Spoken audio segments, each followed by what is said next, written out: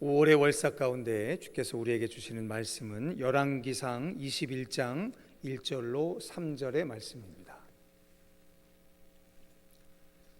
열왕기상 21장 1절로 3절의 말씀을 소지하신 성경과 앞에 화면을 참조하셔서 함께 한 목소리로 합독해서 봉독해 올리시겠습니다.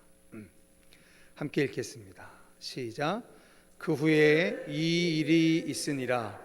이스라엘 사람 나봇에게 이스라엘에 포도원이 있어 사마리아의 왕 아합의 왕궁에서 가깝더니 아합이 나봇에게 말하여 이르되 내 포도원이 내 왕궁 곁에 가까이 있으니 내게 주어 채소밭을 삼게 하라.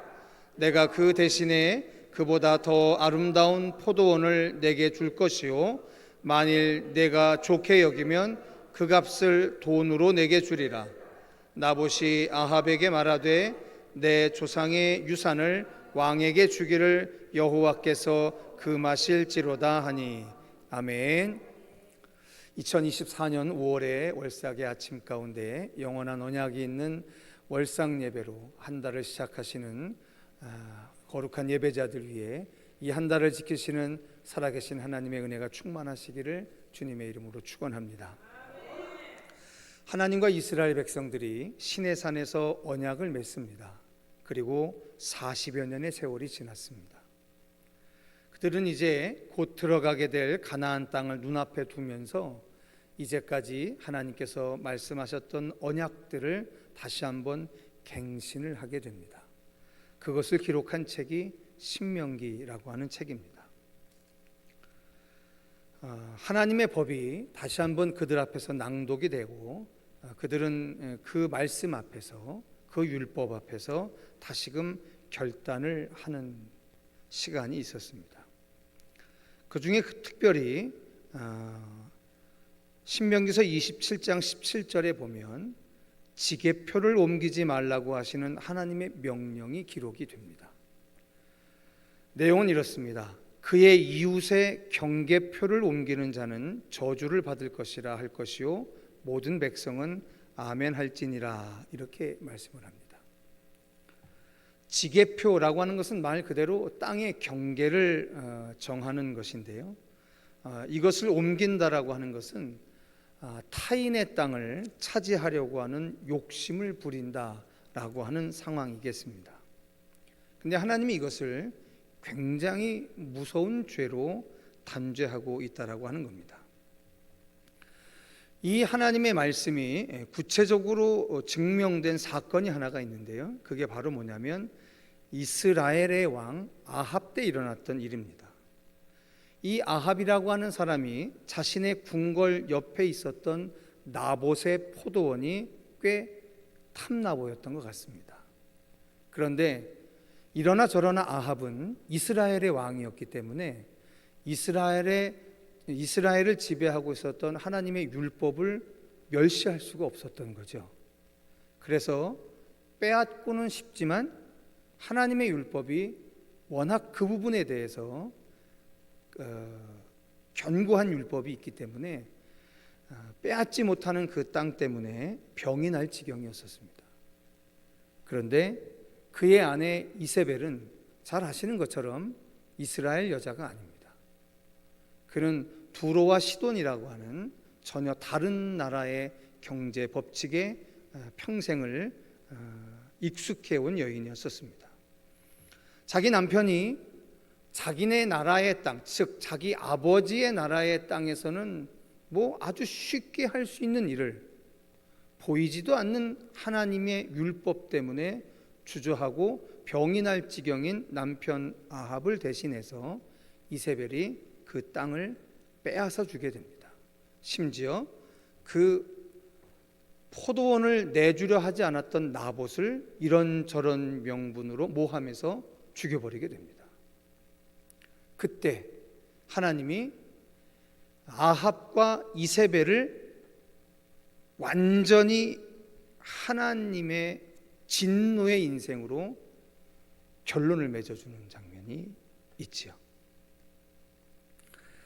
호세아 선지자가 이스라엘이 멸망하기 직전에 북이스라엘이 하나님 앞에 저지른 죄를 지적하는 장면 가운데 이런 얘기가 있습니다. 유다 지도자들은 경계표를 옮기는 자 같으니 내가 나의 진노를 그들에게 물같이 부으리라, 이렇게 이야기하는 장면이 나옵니다. 자, 성도 여러분, 우리는 어제 새벽에 안식년과 희년에 대한 이야기를 하게 됐습니다. 그리고 아마 내일 기업 물을 자에 대한 이야기를 또 다시 하지 않을까 싶습니다. 우리 교회가 올 한 해 들어오면서 신년 에스라 새벽 말씀 사경회 때 룻기를 가지고 이야기하면서 기업 물을 제도, 즉 고엘 제도에 대한 이야기를 여러분들과 나눴던 것을 기억하실 겁니다. 자, 되찾다라는 뜻을 갖고 있는 고엘이라고 하는 제도가 이스라엘은 아주 오랫동안 지배하고 있었습니다. 그 내용의 근간은 뭐냐면, 이스라엘의 땅에서 살고 있는 모든 백성들은 모두가 공통적인 경제적 기반이 있다는 건데요, 그 공통적인 경제적 기반이 바로 뭐냐면 하나님이 주신 땅이 있다라고 하는 겁니다. 근데 이 하나님이 주신 땅이 얼마나 엄중한지, 아무리 권력이 세고 아무리 영향력이 큰 이웃이라 할지라도 그 이웃의 경계표를 옮기거나 그 땅을 탈취하는 것은 하나님이 엄격하게 다루셨더라고요.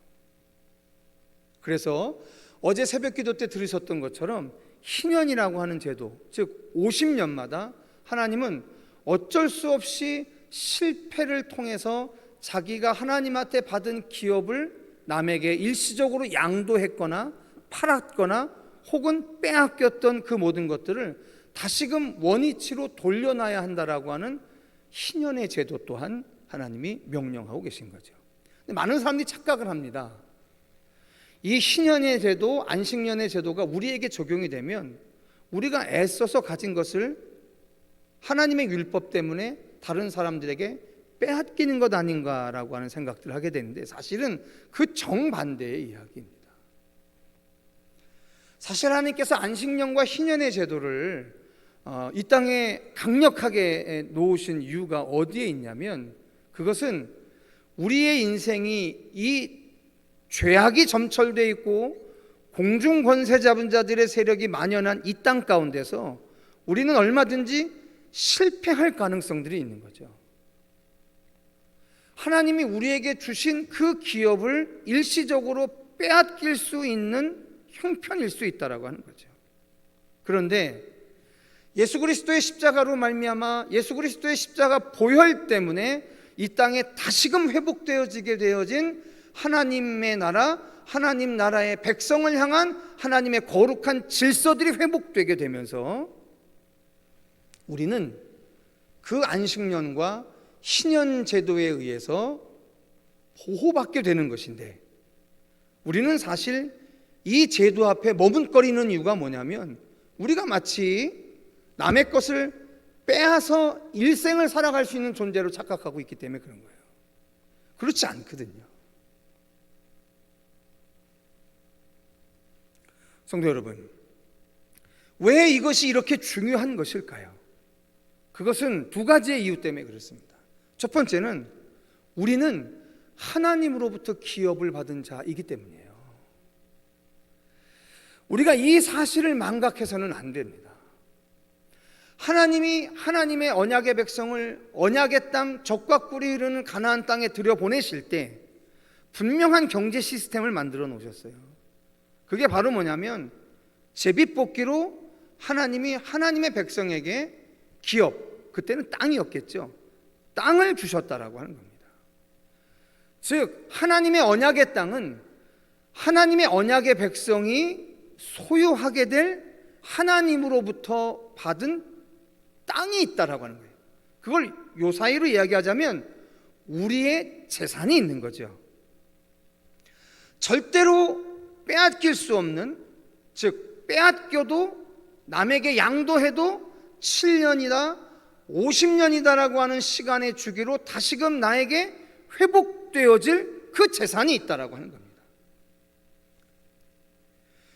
왜 그리스도인들에게 경제적인 실패에 말씀으로 힘내라고 위로하냐면요, 그건 인간적으로 격려하는 게 아닙니다. 언약의 백성들을 향해서 하나님의 경제 시스템이 작동되고 있기 때문에 그런 거예요. 그 경제 시스템의 내용이 바로 뭐냐면, 우리는 일시적으로 실패할 수 있습니다. 일시적으로 빼앗길 수 있습니다.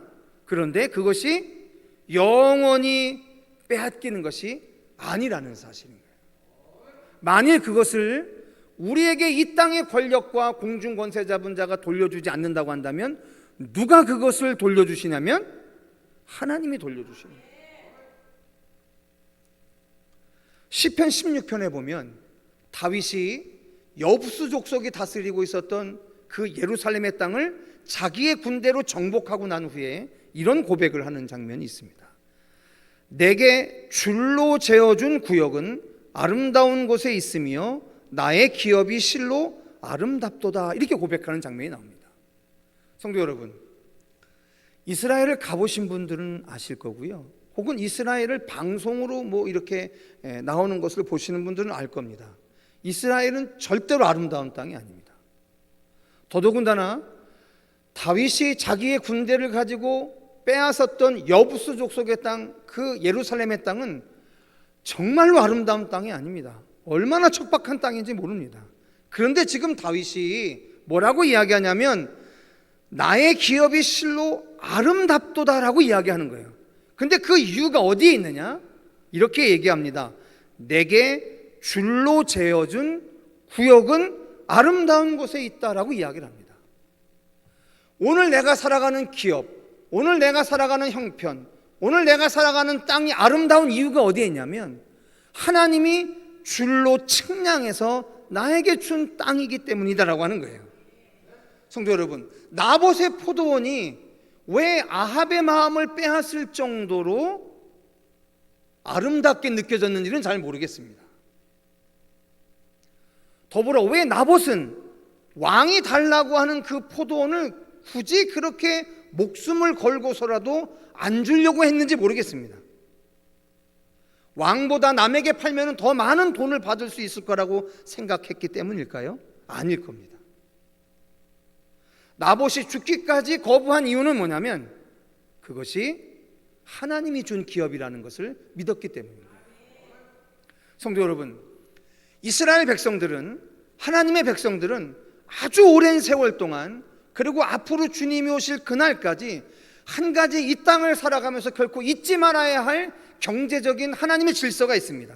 그게 바로 뭐냐면 세상에 그 어떤 것도 빼앗지 못하는 하나님이 줄로 재어준 나의 구역이 있다라고 하는 사실입니다. 이 사실로부터 파선하는 것이 불신앙인 거예요.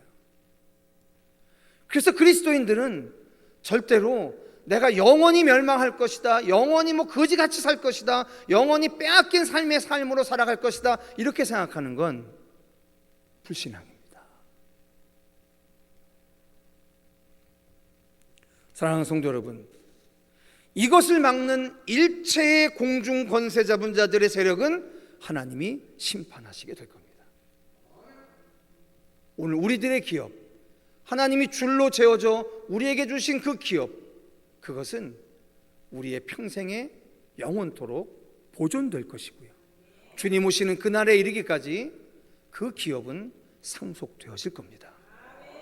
오늘도 그 하나님의 영원한 안전 조치에 우리들의 삶을 평안히 생각하시고 승리를 향해 담대히 나아가는 저와 여러분, 우리 교회 되어질 수 있기를 주님의 이름으로 축원합니다.